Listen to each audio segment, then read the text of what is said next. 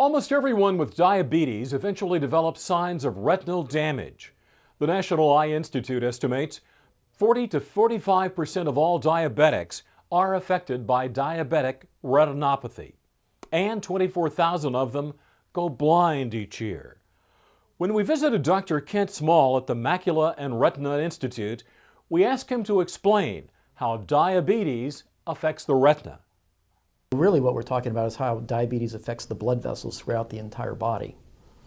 Because basically chronically elevated blood sugars, which is what diabetes is, damages the lining of the blood vessels throughout the entire body.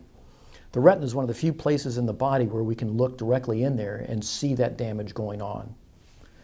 And so just a little bit of damage, the retina is so fragile, it's such a fragile tissue, just a little bit of damage to the blood vessels can wreak havoc. The blood sugar damages the blood vessels in a couple of different ways in the retina and throughout the entire body. And actually, by the time we're starting to see damage in the retina, your internist can pick up damage in your kidneys, in your feet, in your nerves, and elsewhere in the body. So what we see in the retina is kind of a barometer of what we see going on elsewhere with the blood vessels throughout the entire body. But the damage that occurs initially usually is just some mild damage to the lining of the blood vessels, which then the blood vessels don't hold the blood and the serum in, and it kind of leaks out into the tissue and causes the tissue to swell. And that would be diabetic macular edema. Edema means swelling. And that is one manifestation of diabetic retinopathy, or how diabetes damages the retina. Sometimes, and particularly with younger age onset diabetics, the blood sugar damages the blood vessels so badly that the blood vessels just close off entirely. When that happens, the retina tries to heal itself by growing new blood vessels, which sounds like a good thing, except these new blood vessels are very fragile and they break and they bleed. And when they bleed, it can be a very catastrophic bleed, very sudden cataclysmic bleed. The type 1 diabetics, the younger age onset diabetics, tend to get the full closure of the blood vessels and the blood vessel growth, which is we call proliferative diabetic retinopathy, proliferative meaning growing. The type 2 diabetics, the later age onset diabetics, tend to get more of just the milder damage to the blood vessels where the swelling occurs in the macula, in the retina. The big issue is, there's 18 million Americans with diabetes. That incidence has tripled in the last 30 years because of our incidence of obesity that's been increasing. More importantly, about 5 million of those people don't even know they have diabetes. The risk of diabetic retinopathy and the risk of vision loss from diabetic retinopathy can be decreased by 95% if picked up early and managed and treated properly. Is there any way to prevent diabetic retinopathy? Managing and controlling blood sugar, blood pressure, weight, and cholesterol improves your odds and basically decreases the incidence and progression of diabetic retinopathy. So good systemic care of the diabetes is of course important. Once diabetic retinopathy has developed, the standard treatment is still laser photocoagulation, basically taking a laser and trying to seal the blood vessels from leaking and bleeding. More recently, there's been studies showing that injecting medications into the eye, such as steroids or anti-VEGFs, anti-vascular endothelial growth factor medications, also help to control diabetic retinopathy and improve vision in some cases. Every diabetic, whether they're type 1, type 2, should have a full dilated comprehensive eye exam every year. The findings of diabetic retinopathy, when they're picked up early, are very easy to treat and manage and to be able to maintain good vision. The people that get into trouble, the people that go blind from diabetic retinopathy, are people who don't get in and get their eye exams and don't take care of themselves and aren't compliant with their medications and don't follow their internist's orders. And what are the treatments for diabetic retinopathy? First is laser photocoagulation treatment, where you seal the blood vessels.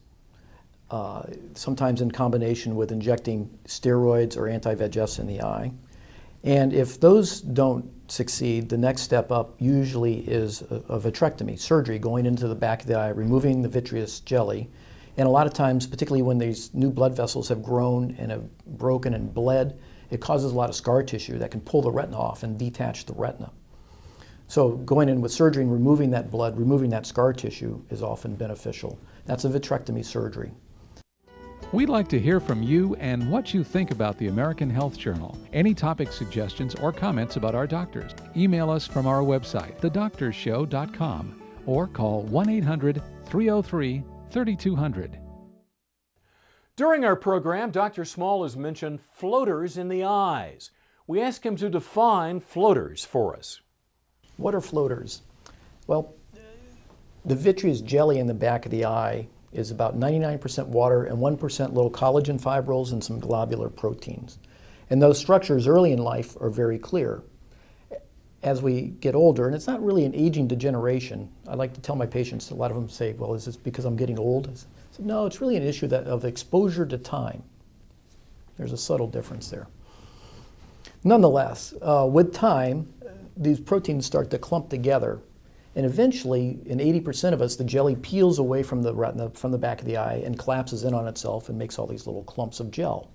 The light coming in the eye strikes that gel, it scatters the light, which casts a shadow on your retina in the back of the eye, which we then perceive as little black spots, bugs, worms, and those are the floaters. Most floaters are benign, although annoying. And some patients complain quite bitterly about their floaters. But most of them are benign. What we worry most about floaters and flashing lights is it can be associated with a retinal tear or retinal detachment.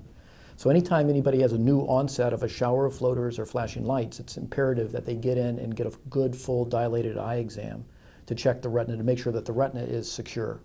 Once you've figured out that the retina is secure and not going to detach, then it's an issue of how do we deal with this annoyance? And what causes flashing lights? Is basically the retina is a real big phototransducer. It has no pain fibers, cold fibers. So if you pull on the retina or do any kind of mechanical stimulation of the retina, it generates what we perceive as little flickers of light. And typically they're noted at bedtime or in dark environments. Most commonly, they're probably going on throughout the day, but it's being bleached out by the ambient light. So the flashing lights indicate that there's some kind of mechanical stimulation of the retina. And typically when associated with floaters, it's the vitreous jelly that's peeling away and pulling gently on the surface of the retina. And again, as long as it doesn't pull a hole or a tear in the retina, it's not a medical problem per se. It's more of an annoyance. The flashing lights usually subside within a month or two. Floaters, if they're just benign floaters not associated with a tear in the retina, they generally get better. But over 6 months, 12 months, it's a very slow process. Most people eventually stop complaining about their floaters. Some of them dissolve. Some of them will drift over to a part of the retina where they don't notice it as much. And in some of it's just your brain gets used to it and learns to tolerate it. Finally, we ask if there is any way to treat floaters in the eye. Currently, there's really only one treatment for floaters if they're bothering the patient and interfering with the patient's ability to function and work, and it's surgery. So I usually discourage patients from proceeding down that path because surgery, although it's a very simple procedure, it's a vitrectomy surgery, going into the back of the eye and removing the jelly and the floaters. It's a fairly simple procedure. It's a 20-minute outpatient kind of thing. It is surgery and it does have risk. So you don't really want to engage in that risk if it's not really necessary, in my opinion. As Mark Twain once said, there's no disease a doctor can't make worse. And to go in after floaters, you could be tickling the tail of the tiger a little bit. So I usually encourage my patients to give a new onset of floaters at least 6 months before they determine that they want to have surgery on them or not. Join us next time when the American Health Journal brings you more in our ongoing series for your better health. If you have questions about topics or doctors you've seen on this show, you can contact us at 800-303-3200. And now you can get AHJ on your mobile phone. Download our app from ahjmobile.com. Until next time, I'm Roger Cooper for the American Health Journal.